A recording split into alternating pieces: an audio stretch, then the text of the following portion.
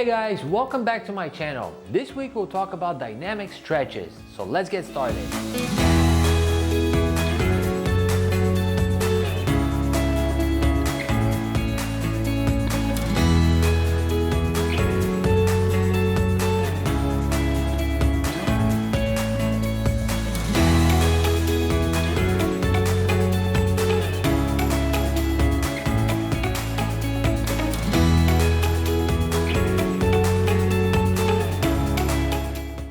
Welcome back guys. So as I told you last time, dynamic stretching should be done before the workout, unlike static stretching, which is after the workout.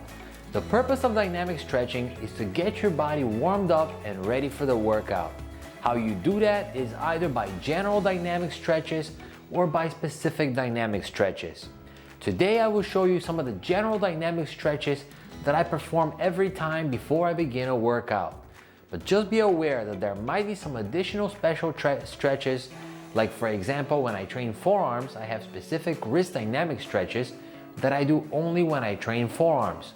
So in general, I perform the main stretches, and depending on what I'm training that day, I might add some additional stretching exercises. One more thing before we get to the stretches, don't overdo them. I know a lot of people who spend 20 and 30 minutes on dynamic stretches, and that's just too much.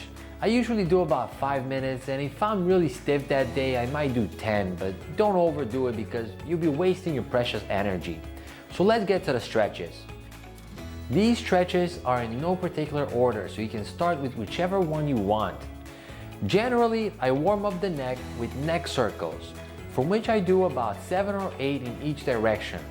I don't go too fast, but at the same time, you're not holding it down like the static stretches. Then I warm up the shoulders with some shoulder circles. These are absolutely great if you've been sitting down for too long.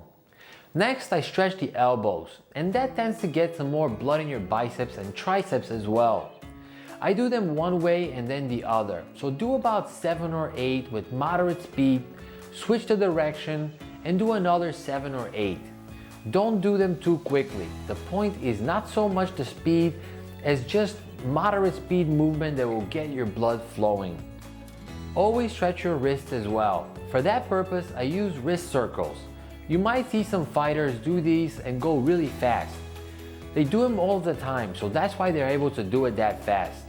I would recommend you play around with the speed and see what suits you. You generally don't want to go that slow where you're not really moving, but you also don't want to go and injure your own wrist doing circles too fast. Next, I do dynamic arm circles. Doing this stretch is great for stretching your shoulders, chest, and upper back. Again, do 7 or 8 forward and then 7 or 8 backward.